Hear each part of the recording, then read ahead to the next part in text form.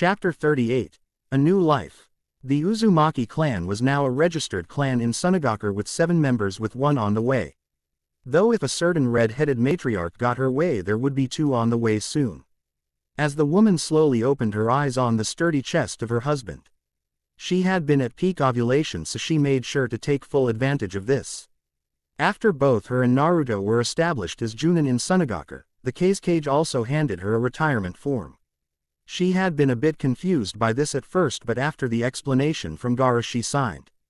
He had told her that in Sunagaku there always has to be 1 representative of the clan for emergency meeting. Technically a heir or heiress could go, but neither Makoto nor Carrie were old enough. Seeing as she was pulling a Junin pension, it was something she didn't mind too much. Naruto had been put on Gaara's personal protective detail as well. Basically it meant that he was paid a good amount for nothing unless Gaara left the village. He was technically on call while in the village though. Tsunade and Shizune were both Junin for the hospital while Iruka was a Tokubetsu for the academy. Tayayu nuzzled her head into his chest as he put his arm around her. "Morning, Tayayu Haim." The redhead smiled. "Morning, stud." He chuckled as he looked at her with his blue, fox-slit eyes. She smiled at him some more, then leaned up to kiss him. He kissed her back, then kissed her forehead. "With how aggressive you were last night I would be shocked if you aren't pregnant." His response was a purr of approval from Tayayu. He smiled, then rubbed her stomach. "I hope that it is a boy this time." Tayayu nodded her head. "So do I." After they stayed cuddling for a minute or two she ran her hand up his chest. He smirked. "Again, sweetie." She nodded her head at him, then he pulled her onto him with a smile. She went through another vigorous round with her Jinchuriki husband. When they were done she slept happily in the bed as he got showered and dressed for the day. When he came out of the room he saw his daughters eating breakfast. He came and kissed both on the head, then Makoto spoke with a smile. "I made breakfast too, San. There is still some left." "Is Ka-san coming?" The blonde-haired man smiled. "I don't think that your mother will be coming out of our room for a while." "I will have some though, thank you, sweetie." She nodded as she went back to eating. He sat down at the table with them as they all ate. "What are you two going to do today?" Makoto smiled. "Academy." Carrie played with her food a bit. "Mom was supposed to train me a bit this morning. Then it was supposed to be studying with Grandma. She said that I show potential in fuinjutsu and medical ninjutsu." He smiled at her. "Well, I have a lot of books on fuinjutsu. I can do some but not all of it. That is a subject that I am studying on as well. As for the training, your mother is tired, but I can fill in as your sensei for the day." His daughter gave him the same Uzumaki smile that he possessed, making him smile at her. Makoto finished her food, then gave Naruto a kiss on the cheek. "Bye to-san, see you later." "Bye Carrie-chan, do good in training." To-san is a lot tougher than Ka-san is.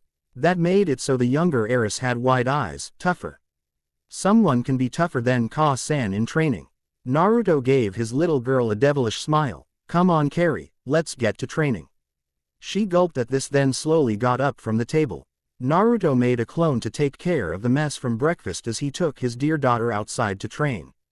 After a few hours Tayayu woke up and came down the stairs just as the back door opened. She looked to see her youngest daughter dragging herself into the house. The older redhead rose an eyebrow at this, then looked at Naruto as he came in behind her. "Oh, stop being so dramatic, Carrie." The little girl groaned. "I can't feel my legs. Ka-san, save me." To-san is crazy. Tayayu smiled at this, then came over to Naruto with a smile. "Hello Naruto-kun." She gave him a quick kiss, then looked down at their little girl who was in the house and laying on the cool tile floor with a smile. Tayayu shook her head. "How hard were you training her, Naruto-kun?"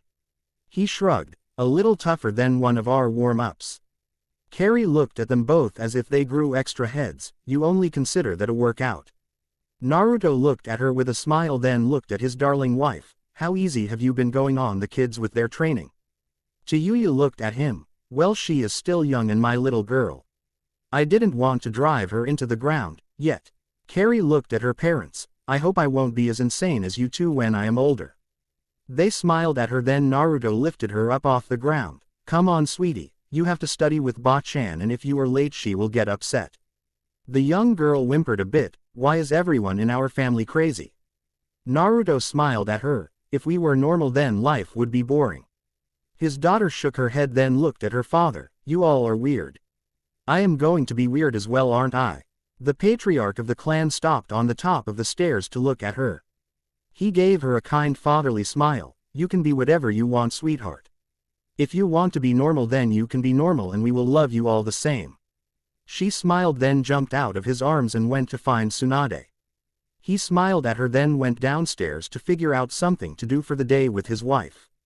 A few weeks later, Tayayu had not gotten her period yet, something that she was excited about. She came down the stairs to find Naruto, Makoto, Tsunade, Iruka and Gaara in a heated poker match.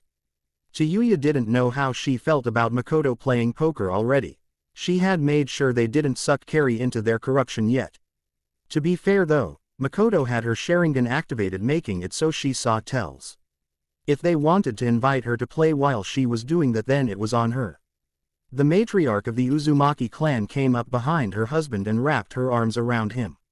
She put her lips next to his ear. Sweetie, I'm late. The blonde man just stared at his cards then checked. What is it you are late for, Haim? His wife gave a sigh then smacked the back of his head. What do you think I am late for, damn it?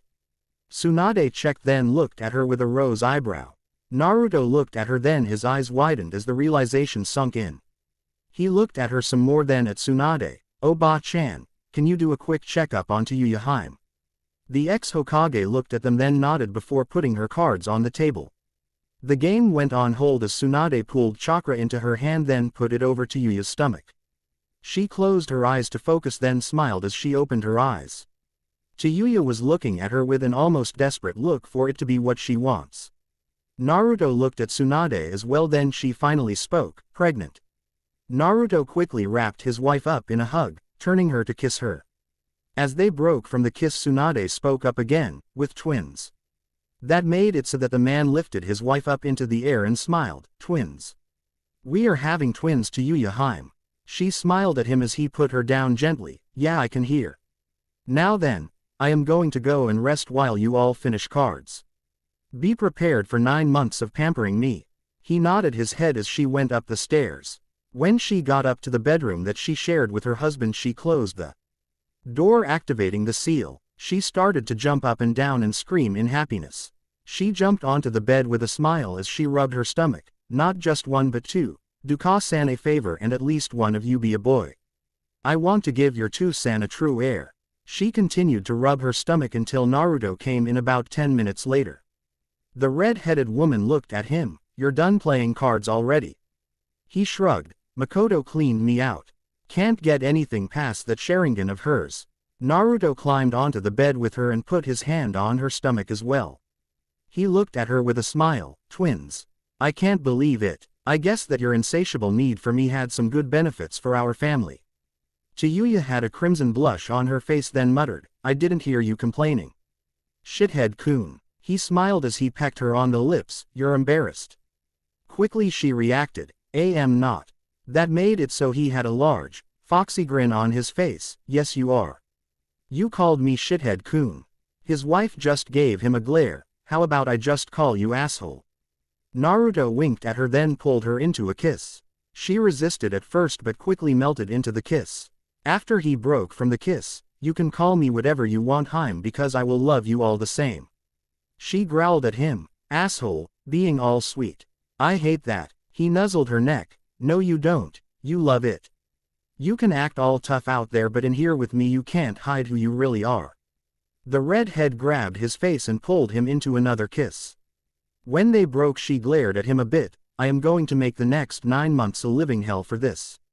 He rose his eyebrow. Why? We both wanted another child, didn't we?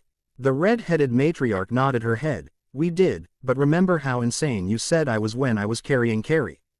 He nodded his head at her then she gave him a foxy smile that could match his own. Now I am carrying too.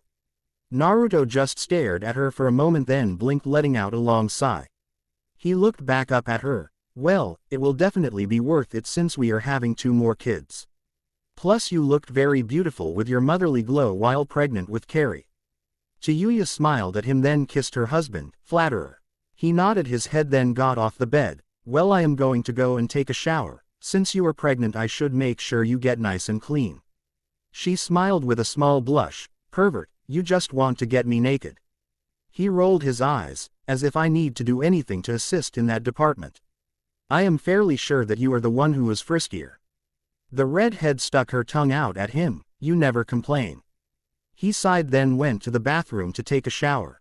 It wasn't long before his wife was in there as well to make sure that her husband cleaned her properly. Back in Konohagakure, the council sat there quietly as the clan heads were staring at them. That was when Shikaku spoke up. So let me see if I understand this properly. Because of you fools we lost not only a clan but also our Hokage. They sighed and looked at one another before looking back at the clan heads. Technically the head of the Uzumaki clan head claims we are the reasons why. That was when Sum spoke up. You are the reason why.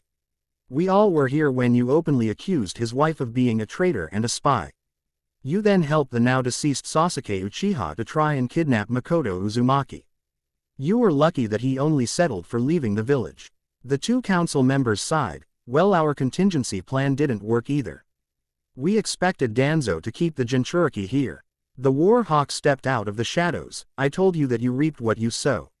You pushed him to the limit and he pushed back. I have to agree with the clan heads that you are lucky all he did was leave. They shook their heads. We will try to repair the relationship between us and the Uzumaki clan. With any luck they will be open to returning. There was a scoffing sound and everyone looked over at Hiashi. The Hyuga looked at everyone then sighed. You would have a better chance of reviving Sasuke Uchiha. Naruto Uzumaki can let any slight at him go, but you insulted his wife. You threatened his family multiple times and then you tried to take his daughter.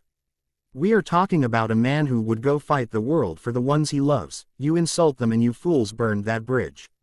I would say the best to expect from the Uzumaki patriarch is that we may be able to establish talking terms. Everyone in the room, other than the elderly council members, nodded their heads. They wanted to at least establish talking terms with the man that had touched their children's lives in so many ways. That was when the door opened and the sixth Hokage walked in, his silver hair waving back and forth. He looked at everyone then sighed. Yo, sorry I'm late. Everyone's sweat dropped at this. Apparently some things just never change. To be continued.